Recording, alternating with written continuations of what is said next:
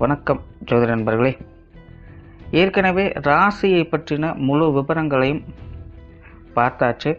அதாவது ஒவ்வொரு ராசிக்குமே என்ன மாதிரியான குணாதிசயங்கள் இருக்கும், எந்த மாதிரியான வாழ்க்கை அமைப்பு இருக்கும், என்ன மாதிரியான உறவு முறைகள் இருக்கும் அப்படின்னு விளக்கமாகவே பார்த்தாச்சு.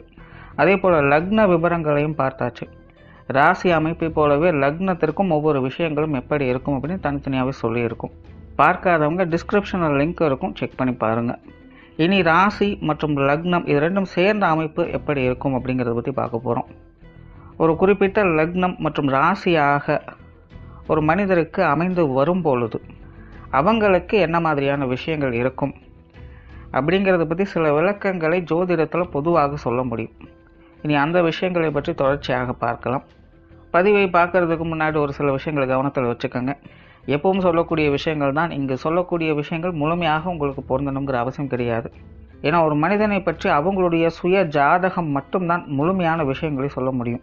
மற்ற விஷயங்கள் எல்லாமே ஒரு பொதுவான அமைப்பு கொண்டது தான். இங்கு சொல்லக்கூடிய விஷயங்களை நீங்கள் கிராஸ் பண்ணி வருவீங்க. உங்களுடைய வாழ்க்கையில் சில அனுபவங்களாகவும் உணர்வுபூர்வமான விஷயங்களாகவும் பெற முடியும். அதே போல் ராசி முக்கியமாக இல்லை லக்னம் முக்கியமாக அப்படின்னாலும் குழப்பிக்க வேண்டாம். ராசி லக்னம் அப்படிங்கிறதெல்லாம் பார்த்திங்கன்னா ஒரு சில ஐடென்டிட்டி மட்டும்தான். ஜோதிட பலன்கள் எடுக்கிறதுக்காக பொதுவாக தெரிஞ்சிக்க வேண்டிய சில விஷயங்கள் அவ்வளோதான்.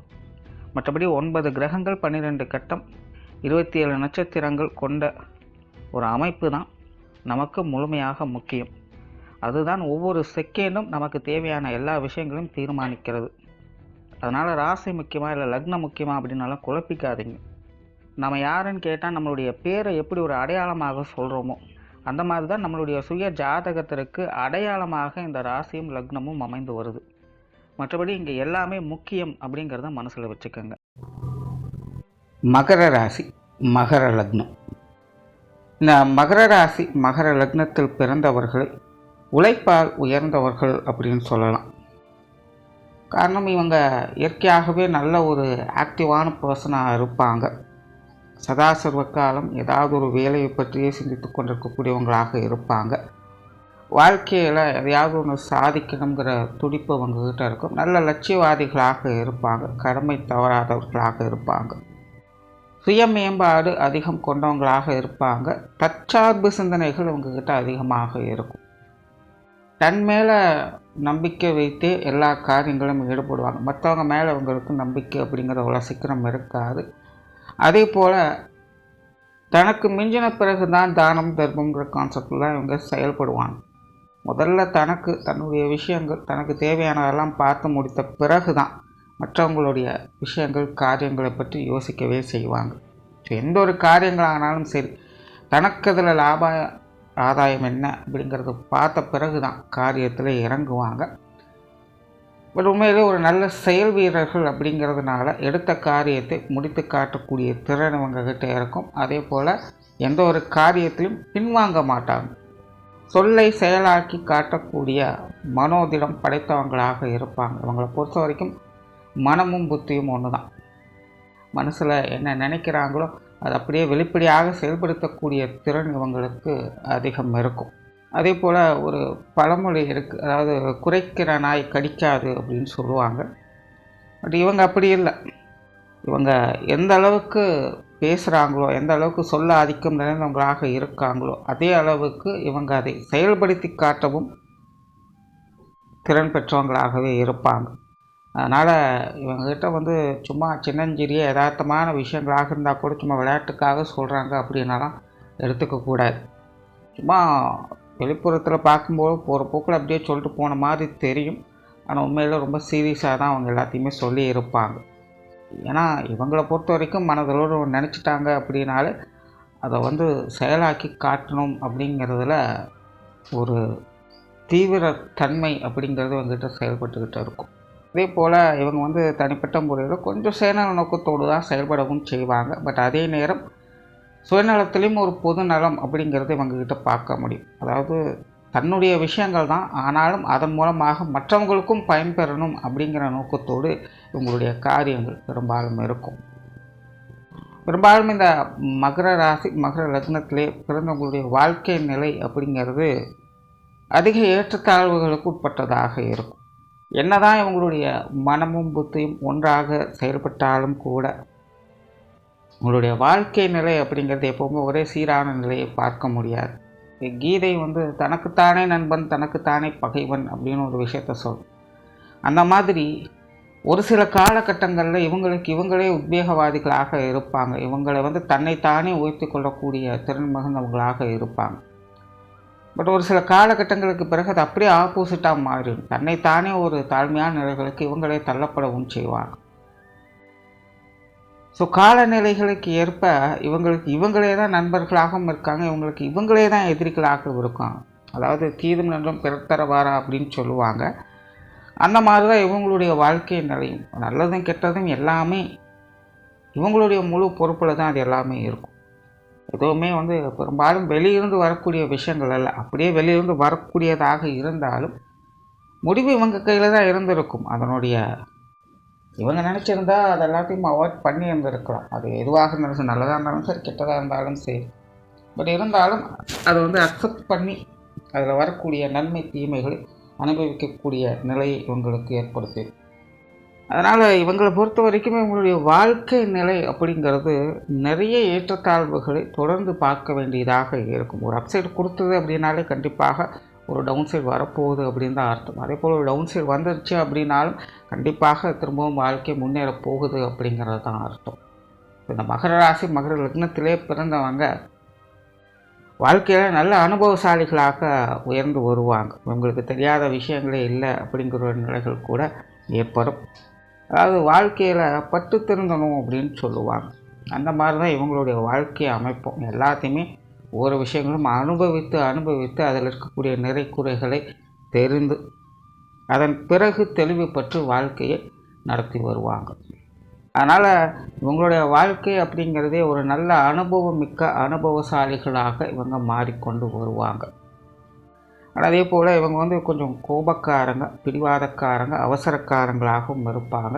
ஆத்திரக்காரனுக்கு புத்தி மட்டு அப்படின்னு சொல்லுவாங்க. அந்த மாதிரி சில நேரங்களில் இவங்க அவசரப்பட்டு செய்யக்கூடிய விஷயங்கள், காரியங்கள், இவங்களுடைய கோபத்தாபங்களால் வரக்கூடிய விஷயங்கள், பிரச்சனைகள் எல்லாமே இவங்களுடைய வாழ்க்கையில் நிறைய சங்கடங்களுக்கு உள்ளாக்கப்படும்.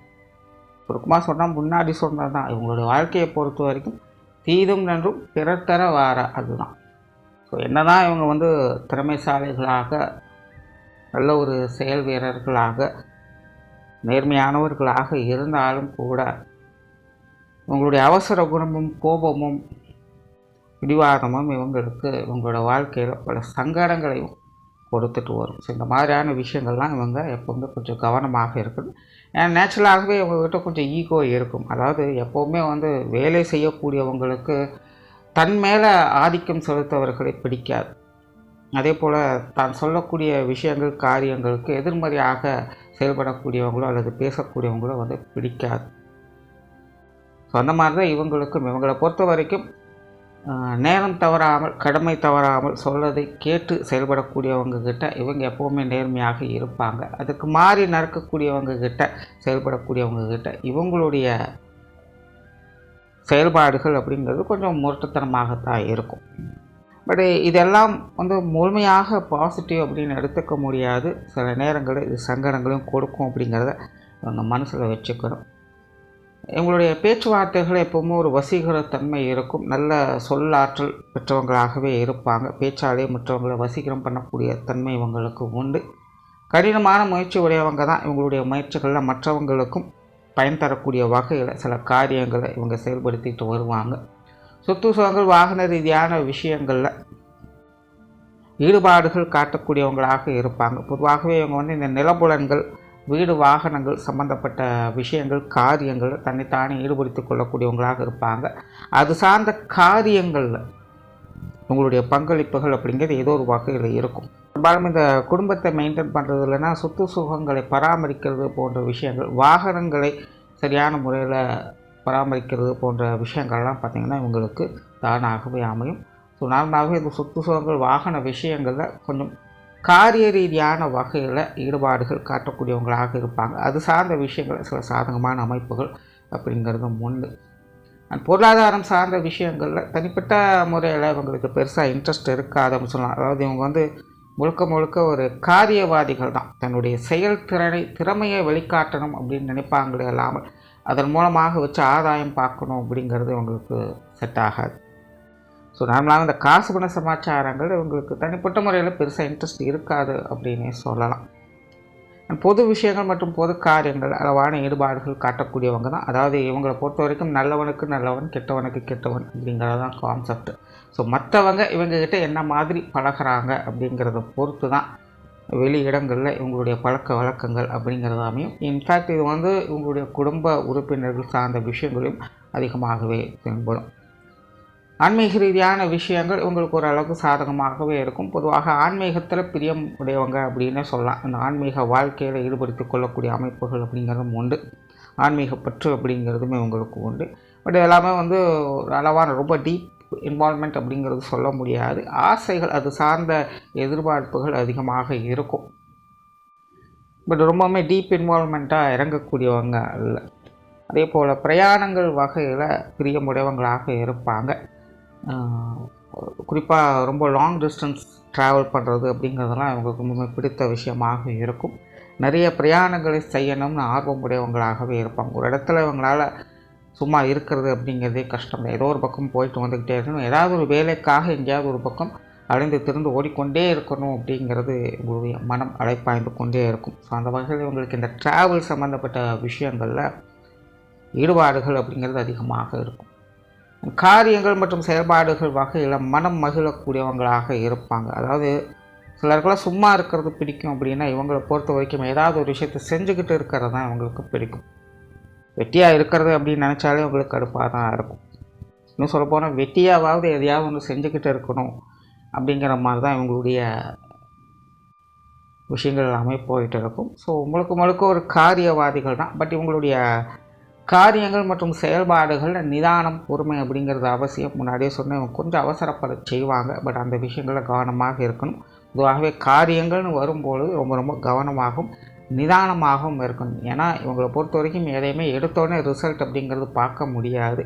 பட் இவங்களுடைய மனம் இப்போ செஞ்சிட்டோம் அப்படின்னா அதை உடனே அதுக்கான ரிசல்ட்டை எதிர்பார்க்க ஆரம்பிச்சிடும். பட் இவங்களுடைய வாழ்க்கையில் அந்த விஷயங்கள் ரொம்பவுமே முரண்பட்ட நிலைகளில் தான் செயல்படும். ஸோ ஒரு லாங் டேர்மில் தான் இவங்களுடைய காரியங்களுக்கு உண்டான பெனிஃபிட்ஸ் என்ன அப்படிங்கிறதே தெரிய வரும். ஸோ இவங்களுடைய காரியங்களில் மிக புதுமை, நிதானம் அப்படிங்கிறது அவசியமாக இருக்கும். குடும்ப வாழ்க்கையை பொறுத்த வரைக்கும் இவங்களுக்கு ஓரளவுக்கு சாதகமான அமைப்புகள்னு சொல்லலாம். நார்மலாக குடும்ப வாழ்க்கையில் அதிக ஈடுபாடுகளை காட்டக்கூடியவங்க. குறிப்பாக குடும்ப வாழ்க்கை அப்படிங்கிறது காட்டுறதும் குடும்ப காரியங்களில் அதிக ஈடுபாடுகளை காட்டக்கூடியவங்களாக இருப்பாங்க. குடும்ப பொறுப்புகள் இவங்ககிட்ட அதிகமாக இருக்க செய்யும். குடும்பத்துக்குள்ளே மகிழ்ச்சி தரக்கூடிய விஷயங்களை எதிர்பார்க்கலாம். எப்போவுமே குடும்பத்துக்குள்ளே கொஞ்சம் சொகுசான விஷயங்களை அதிகம் எதிர்பார்க்கக்கூடியவங்களாக இருப்பாங்க. பட் எந்த அளவுக்கு சொகுசான விஷயங்களை எதிர்பார்க்கலாங்களோ அந்த அளவுக்கு இவங்களுக்கு விரயங்கள், செலவுகள் அப்படிங்கிறது குடும்பத்தில் தவிர்க்க முடியாத ஒன்றாக இருக்கும். ஸோ இவங்களோட குடும்ப வாழ்க்கை அப்படிங்கிறது மகிழ்ச்சிகரமாக இருக்கும். பட் அதற்கு ஏற்ற அளவுக்கு விரயங்கள், அலைச்சல்கள் அப்படிங்கிறது அதிகமாக இருக்கும். பெற்றோர்கள் சார்ந்த விஷயங்கள் இவங்களுக்கு ஓரளவுக்கு சாதகமாகவே இருக்கும். பெற்றோர்கள் வகையில் முழுமையான அரவணைப்புகளை பெற்றவங்களாகவே இருப்பாங்க. பெற்றோர்களுடைய குணாதிசயங்கள் பெரும்பாலும் இவங்ககிட்டையும் பார்க்க முடியும். அதாவது இவங்களுடைய தாயை பொறுத்த வரைக்கும் இவங்களைப் போலவே ஒரு காரியவாதியாகவே இருப்பாங்க. ஏகப்பட்ட விஷயங்கள் இவங்களுடைய தாயினுடைய குணாதிசயத்தை இவங்ககிட்ட பார்க்க முடியும். இவங்களுடைய தாயாரும் பார்த்திங்கன்னா முழுக்க ஒரு காரியவாதி தான். அண்ட் இவங்களுடைய குடும்பத்துலேயும் பார்த்திங்கன்னா பெரும்பாலான விஷயங்கள் இவங்களுடைய தாயாருடைய கண்ட்ரோலில் தான் இருந்துக்கிட்டு இருக்கும்.